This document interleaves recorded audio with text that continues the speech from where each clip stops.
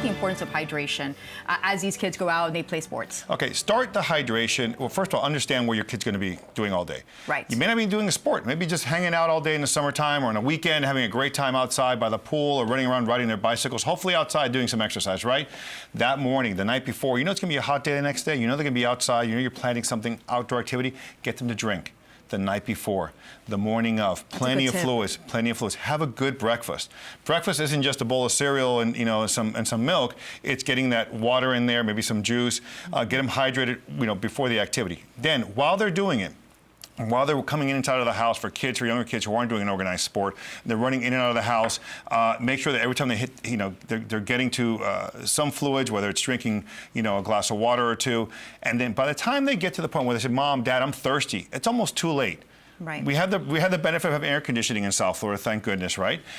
Bring them in, cool them down, make sure they're hydrating well. A good kind of measure is if they're urinating relatively clear urine, you can keep an eye on that. I mean, those are, kids are, especially younger kids, school-age children, you can say, hey, let me see what your pee looks like. If it's relatively clear, they're well hydrated. Now, once they're in activity, every 10 or 15 minutes, drinking plenty of fluids. If you're going longer than an hour or so, you need to start replacing electrolytes.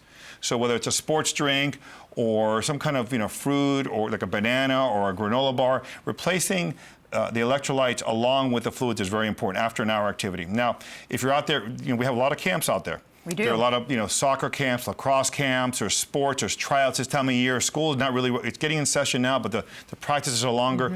Making sure that morning, that afternoon, they're really taking a lot of fluids.